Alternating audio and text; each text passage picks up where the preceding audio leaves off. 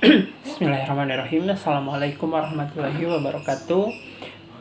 Materi kali ini akan kita bahas adalah tentang bioteknologi. Apa itu bioteknologi? Jadi secara sederhananya bioteknologi itu adalah ilmu yang membahas tentang pemanfaatan objek-objek biologi atau agen-agen biologi ataupun prinsip-prinsip biologi yang digunakan atau dimanfaatkan untuk menghasilkan suatu produk yang dapat dimanfaatkan untuk keberlangsungan kehidupan manusia.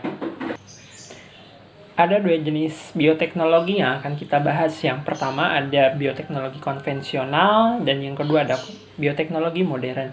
Bioteknologi konvensional ini bedanya dengan modern adalah kalau yang konvensional itu masih teknologi yang digunakan itu masih sangat sederhana, sedangkan yang modern teknologinya itu sudah menggunakan alat-alat yang cukup canggih. Bioteknologi konvensional itu biasanya cirinya sebagai berikut. Selain teknologi yang digunakan itu sangat sederhana, bioteknologi konvensional juga biasanya menggunakan organisme utuh. Contohnya misalkan dalam pembuatan yogurt.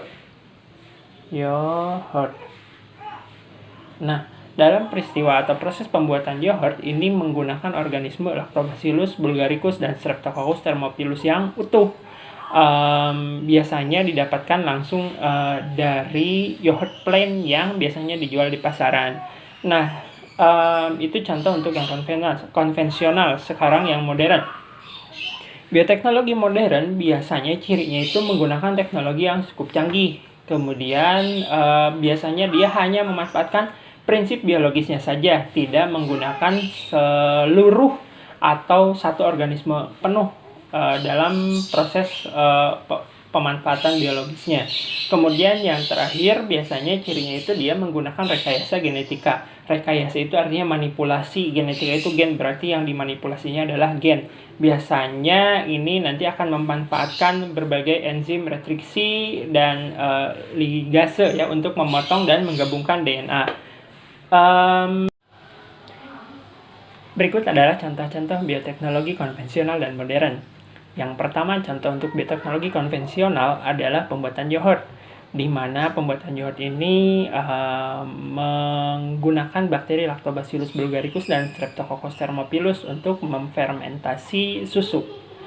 Berikutnya itu adalah tempe. Tempe itu menumbuhkan bakteri Rhizopus oryzae pada medium kacang kedelai yang sudah kita siapkan. Berikutnya ada tape, roti, donat, di mana ini prosesnya yang bekerja adalah peristiwa fermentasi yang dilakukan oleh suatu ragi namanya Saccharomyces cerevisiae. Bisa kita beli di pasaran dengan nama produk atau nama dagangnya adalah Fermipan. Pada prinsipnya, pembuatan tape, roti, dan donat itu memfermentasi adonan yang sudah kita buat dari terigu agar menghasilkan karbon dioksida dan alkohol. Karbon dioksida akan membuat adonannya mengembang dan alkohol akan membuat adonannya menjadi wangi. Kemudian berikutnya ada kecap. Pembuatan kecap melibatkan peristiwa fermentasi yang dilakukan oleh nama bakterinya Aspergillus ventii. Berikutnya ada penisilin. Ini adalah antibodi yang dihasilkan dari jamur Penicillium camemberti. Antibiotik. Antibiotik ini yang nantinya akan dapat membunuh bakteri. Berikutnya ada oncom. Oncom itu adalah menumbuhkan jamur dari jamur Neurospora cytopila dalam medium kacang. Berikutnya ada wine. Wine itu adalah hasil fermentasi dari sari anggur. Kemudian ada mentega, melibatkan bakteri Leuconostoc dan Streptococcus lactis. Berikutnya ada keju yang melibatkan bakteri Streptococcus dan Lactobacillus juga. Yang terakhir ada nata de coco. Ini adalah proses pengubahan air kelapa menjadi makanan yang bentuknya lebih padat. Dia menggunakan bakteri Acetobacter xylinum.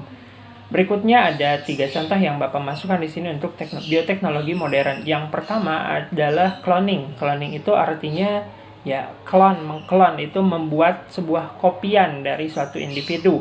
Ini pernah dilakukan pada seekor domba jenis domba Dolly ya. Jadi dalam arti lain kita membentuk suatu individu yang sama. Kenapa bisa sama? Karena DNA-nya secara utuh diambil dari makhluk hidup yang akan kita cloning tersebut. Boleh Anda menonton satu film namanya Gemini Man. Di film tersebut menceritakan tentang cloning seseorang pembunuh bayaran. Berikutnya ada teknologi plasmid. Teknologi plasmid itu memanfaatkan plasmid yang terdapat pada bakteri untuk disisipkan suatu DNA. Agar ketika bakterinya membelah, maka plasmidnya pun ikut membelah dan DNA-nya membelah. Pada kondisi di mana DNA itu akan disintesis protein, maka DNA tersebut juga akan diubah menjadi protein. Protein yang dihasilkan tersebutlah yang kita ambil untuk dimanfaatkan oleh manusia. Berikutnya adalah metode kultur jaringan. Kultur jaringan ini memanfaatkan prinsip totipotensi atau potensi seluruh bagian tubuh tumbuhan untuk tumbuh menjadi individu yang baru. Mungkin Anda pernah melihat bagaimana tanaman singkong itu kalau ditanam itu cukup dari batangnya saja, maka akan tumbuh jadi individu yang baru. Kultur jaringan memanfaatkan prinsip tersebut. Kita hanya mengambil beberapa bagian kecil dari jaringan salah satu tumbuhan, kemudian kita kultur di dalam suatu media sampai akhirnya nanti tumbuh jadi banyak dan menghasilkan bibit tanaman yang memang kita inginkan. Cukup bahasan bioteknologi, perbedaan antara konvensional dan modern. Kalau ada pertanyaan silahkan Anda ajukan di kolom komentar.